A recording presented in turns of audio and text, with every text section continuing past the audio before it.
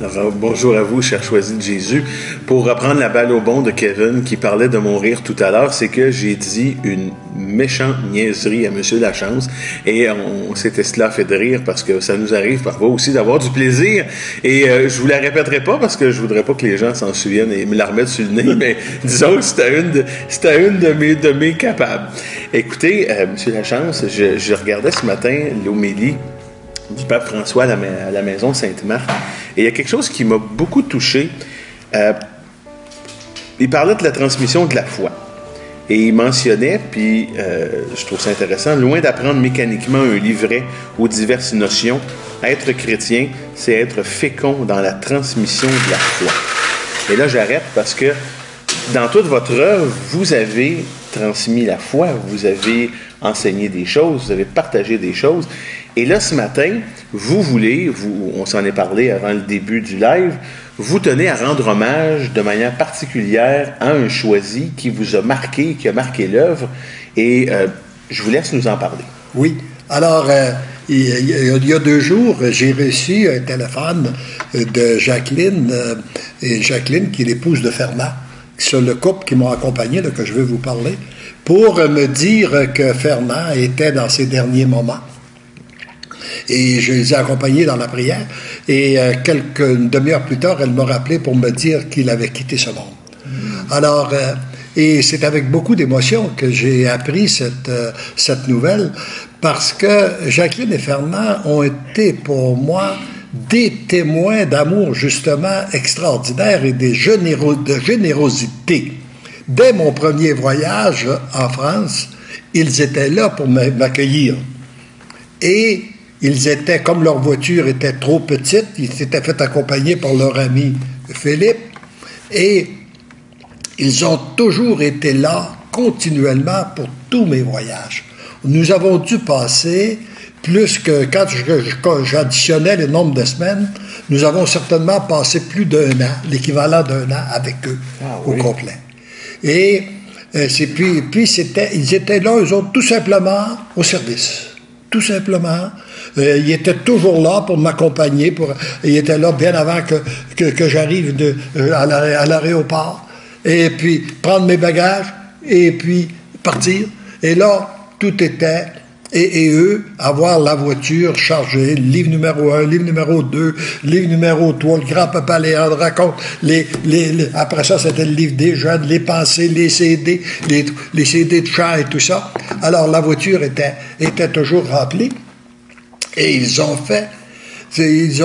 été d'une générosité extraordinaire. C'était des restaurateurs. Lui, c'était un chef cuisinier qui avait pris leur retraite et il s'était retiré dans les Landes pour avoir une vie plus intime avec le Seigneur, puis il voulait œuvrer. Et tout à coup, c'est eux que le Seigneur avait choisi pour m'accompagner du premier voyage. Et au début, ils avaient...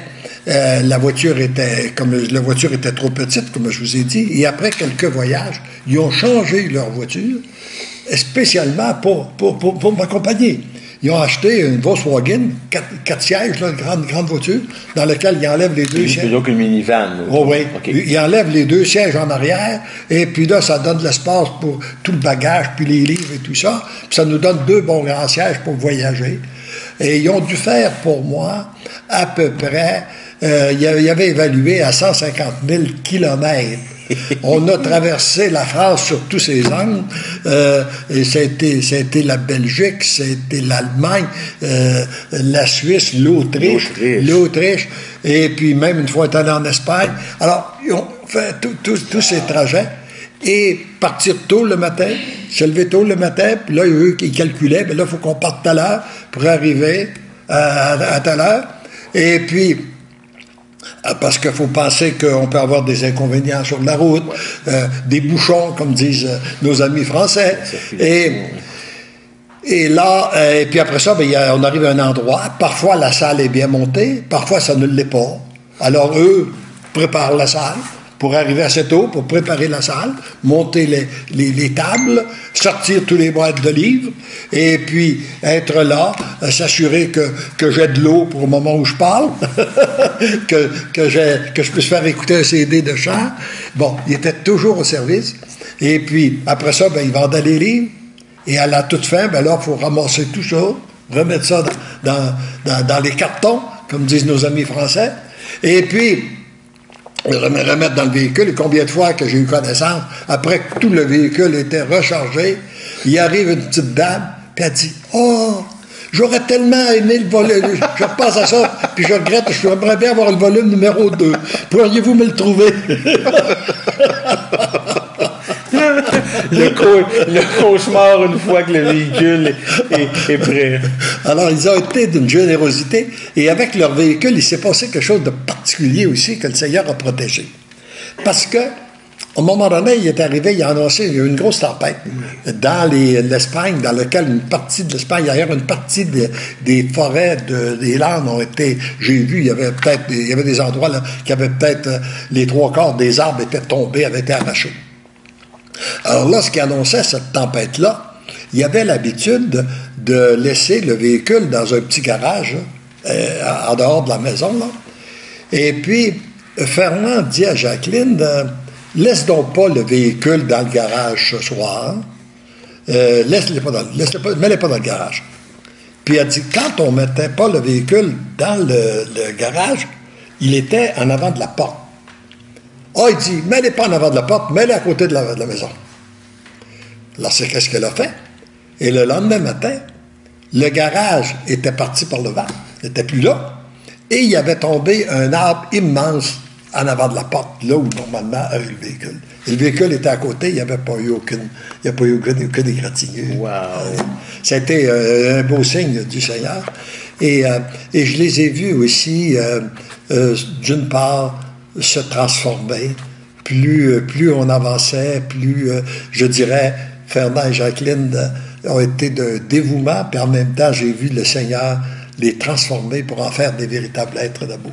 Alors, je rends un hommage particulier à Fernand, et à Jacqueline aussi, bien sûr, et j'aimerais que vous puissiez aussi vous joindre à moi pour qu'on puisse les accompagner, Fernand, dans ces moments-là, dans cette nouvelle vie, de l'accompagner dans la prière, et aussi accompagner Jacqueline, bien sûr, qui reste seule, et sa famille aussi, qui porte, il y avait une belle famille, et puis, comme toutes nos familles, d'ailleurs, ne sont pas tous pratiquants, il y avait ces peines-là, alors qu'ils puissent profiter, que l'occasion de ce décès-là, que Fernand a un pouvoir plus grand encore qu'il n'a jamais eu sur sa famille. Et j'aimerais vous lire, peut-être en terminant, pour le rendre hommage, j'aimerais lire une partie du message numéro 65 dans le 3e volume. Vous qui vivez sur la terre, il est difficile de capter et de comprendre les bienfaits de la mort. Vous assistez au départ d'un être cher, mais vous n'assistez pas à l'arrivée de ce même être au ciel. Vous ne savez pas non plus quelle place lui est réservée.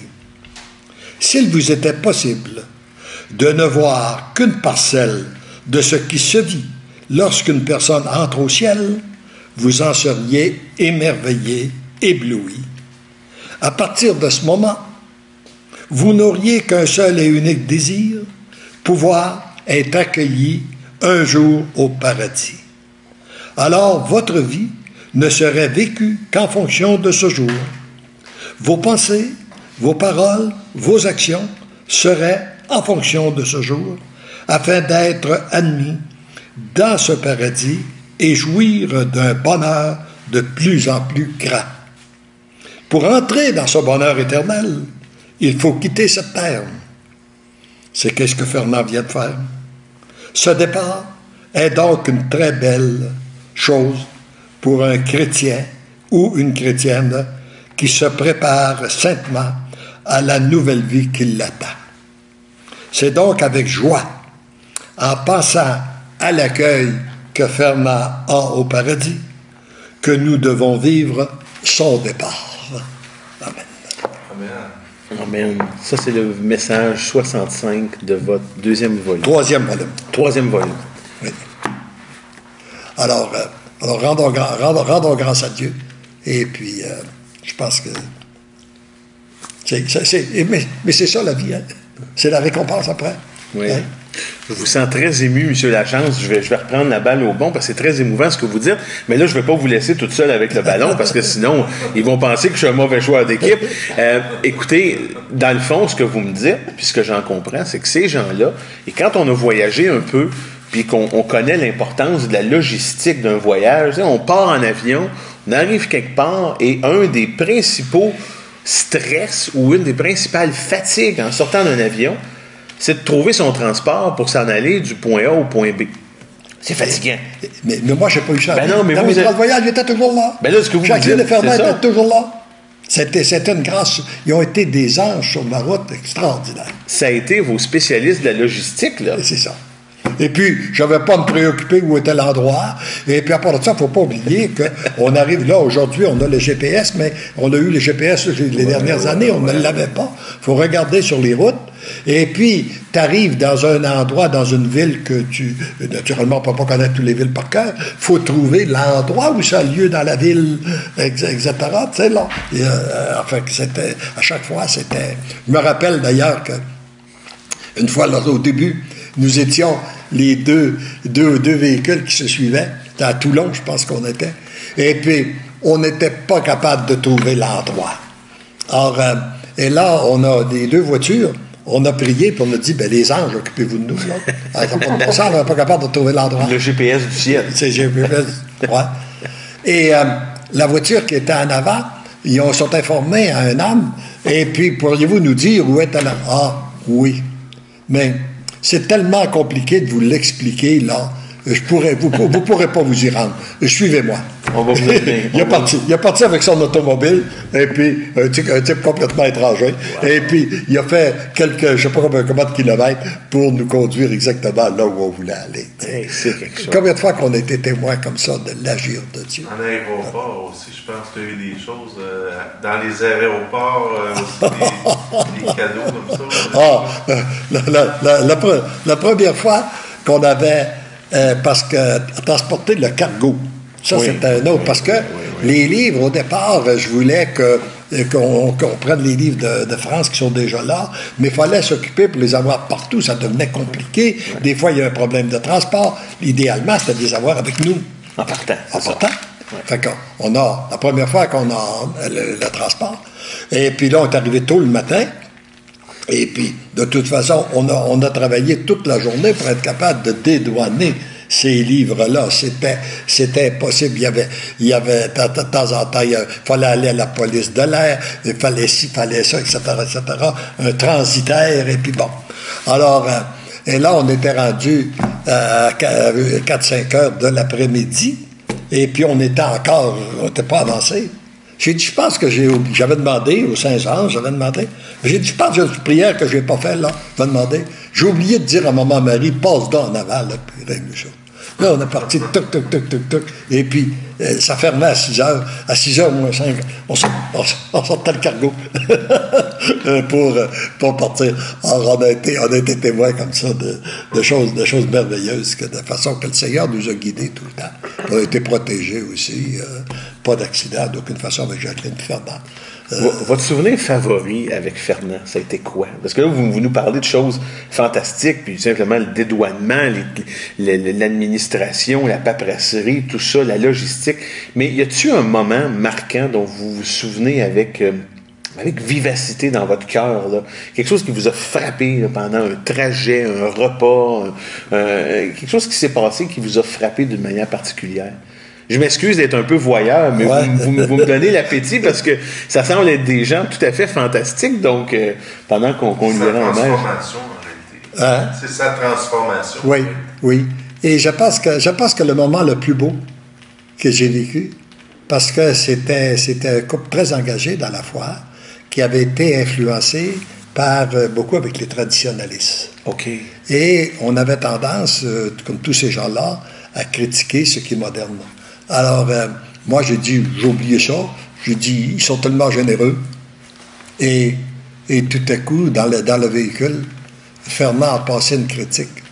Et puis, Jacqueline a dit, c'est terminé. on ne critique plus.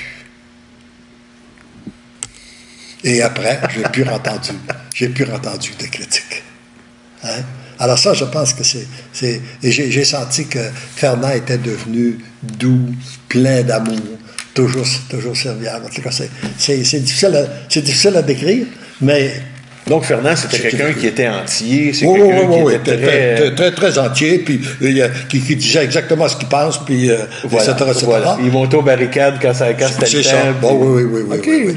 Mais au moment donné... Personnage attachant, donc. Oui. Comme on en connaît. Oui. J'ai senti le chameau passer. C'est correct. On s'assume, hein? Mais ce qui est beau, c'est quand tu vois la transformation, devenir un être d'amour, là. Et puis, ça a été... génial. Bon. Alors, on les a pas connus, mais c'est des gens qu'on aimerait saluer. On a Danny Thibault qui dit que qui devait être un véritable serviteur. Vraiment un véritable serviteur de Dieu. Là. C'est les commentaires que les gens ont à cet effet-là. D'ailleurs, on a beaucoup de personnes qui nous saluent d'un peu partout, puis qui saluent également la mémoire de Fernand. Entre autres, il y a Nancy, il y a Guylaine. On a Claire qui nous dit bonjour. On a des gens nouveaux ce matin. On a Oussini, on a Magna de l'île Maurice, on a Douang Kwa, on a Nicole de l'île Maurice, Louise de Madagascar, on a plusieurs Assouma Younes, Yeti Mamoun, Koulibaly, Sarah, bref, plusieurs personnes qui effectivement nous accompagnent dans notre live de ce matin. Et et on a Elisabeth qui vient de nous remercier là, pour nos témoignages. Merci, ça fait plaisir. Avant que j'aille plus loin, c'est une journée également importante aujourd'hui dans la vie d'un autre choisi. Ben oui, puis c'est ça, justement. Tu lis dans mes pensées. Aujourd'hui, c'est l'anniversaire de Christian. Exactement. Ouais. On a découvert ça ce matin. Alors, il a 25 ans aujourd'hui. Oui, une vraie jeunesse. Un personnage très important dans la vie des choisis de Jésus. Oui. Alors, si vous voulez vous joindre à nous pour lui souhaiter un joyeux anniversaire, ça va nous faire plaisir. Mais on vous avertit tout de suite, on ne se mettra pas à chanter parce que je ne veux pas vous faire fuir. Non. Alors, je pensais que j'avais une bonne voix, vous autres, j'allais dire, vous avez une bonne voix, moi, je ne peux pas chanter. Non. Dans la douche seulement, monsieur. On préfère chanter Kevin. Oui, puis aussi comme on est dans le répertoire de penser aux gens qui nous transforment, et on parle de voyage, on parle de logistique, on voudrait d'exprimer nos bonnes pensées à Kevin, qui va vivre un moment important aussi dans sa vie. Ça va reconduire sa douce à l'aéroport. Donc, on vous demanderait également de les porter dans vos pensées pour un beau trajet jusqu'à l'aéroport. Et suite à ça, sa conjointe, sa copine qui s'en va en avion. Donc, d'avoir nos meilleures pensées pour qu'elle ait un beau vol avec la bonne nourriture, du bon sommeil, du repos et un séjour des plus agréables. Et on salue tous les gens de Tahiti. Ben oui, absolument. Un endroit qu'il nous tarde de découvrir éventuellement un jour. Voilà. Est-ce que tu avais d'autres choses à nous dire? Tout à fait. J'ai l'impression que tu vas nous sortir une surprise. Non, les souhaits d'anniversaire sont en train de rentrer, Christian, donc on va te montrer ça tout à l'heure. Écoutez, je veux juste vous ramener un peu là, sur votre ami Fernand, parce que je trouve ça extraordinaire de pouvoir souligner la part de quelqu'un comme ça, qui a manifestement touché votre vie et touché la vie de plusieurs personnes, parce que sans lui, la mission des choisis n'aurait pas été la même en Europe. Et comme vous nous disiez initialement... lui et Jacqueline, là, parce que... Oui, c'est ça exactement, son épouse, qui doit vivre des moments très difficiles en ce moment, donc on l'accompagne en pensée et en prière. Veut pas, quand il y a des gens comme ça, proches de nous, qui décèdent, ça remet en question notre propre mortalité. Ça nous fait penser nous-mêmes à notre propre cheminement de vie et ce qui nous attend. Et je sais que nous, c'est toujours une question assez particulière chez nous quand on en discute. Qu'est-ce qui nous attend, dans le fond, après la mort? Parce qu'on parle que c'est le plus beau cadeau qui nous attend. Mais de quoi en est-il exactement? Puis à ce niveau-là, j'aimerais ça vous entendre, parce que veut pas, on célèbre des anniversaires aujourd'hui, on est toujours heureux de célébrer des anniversaires. On est toujours heureux d'avoir des cheveux blancs, parce qu'on a la joie de pouvoir dire qu'on vieillit, qu'on prend de l'âge, puis qu'on vit notre vie. Donc, pourriez-vous nous parler un peu plus de votre conception, de ce qui pourrait nous attendre après la mort? Ben, comme vous, je ne suis pas allé encore. Non! Pas tout de suite non plus. Alors, mais ma perception, c'est que nous dirigeons, le Seigneur nous a créés par amour, et notre vie sur la terre, c'est un apprentissage pour vivre la véritable dimension d'amour avec lui pendant toute l'éternité. Et c'est ça, finalement, qui est réellement l'essentiel. Et je pense que nous allons entrer dans un monde, pour tous les élus, là, tous les sauvés, nous allons entrer dans un monde où il y a de plus en plus d'amour, où on fait de plus en plus de belles découvertes. Avec Jésus, avec Dieu, avec la communion des saints, les saints anges, on n'aura jamais fini de découvrir toute la beauté de ce monde-là. Et ce que je comprends aussi, ma conception, par exemple, du purgatoire, c'est que, tu sais, quand j'étais jeune, je croyais qu'on arrivait devant Saint-Pierre, et puis là, qu'il y avait un cahier, là, puis il y avait tout marqué ce qu'on avait fait, puis qu'est-ce qu'on avait c'est ce que je pense, moi. Qu'est-ce qu'on n'avait pas fait, puis là, ben, l'as-tu fait assez pour entrer? Ben, je sais pas. Et puis bon. La fameuse notion de gagner son ciel. C'est ça, de gagner son ciel. Mais, plus j'avance, et avec d'autres explications que j'ai eues, c'est pas de même que je le perçois aujourd'hui. Je perçois que lorsqu'on arrive dans ce monde nouveau-là, c'est un peu comme si, par exemple, tu arrives dans un grand banquet de noces. Et puis, mais tu te rends compte que tu n'es pas du tout le vêtement de noces. Tes vêtements sont tout déchirés, tout sales et tout ça. Puis tu dis, mais je ne peux pas rester là-dedans, là. Faut que j'aille me laver, faut que j'aille. Et ce que je pense, c'est que la personne qui n'a pas été suffisamment amour, elle dit, je ne suis pas capable de vivre de cet amour-là, c'est trop grand. Alors là, c'est pour ça qu'elle-même est obligée de passer par le purgatoire pour être purifiée, pour être capable d'entrer dans ce monde d'amour-là. Et finalement, c'est un monde d'amour, hein. Et puis, en tout cas, ça, c'est ma perception, là. Mais je ne suis pas allé.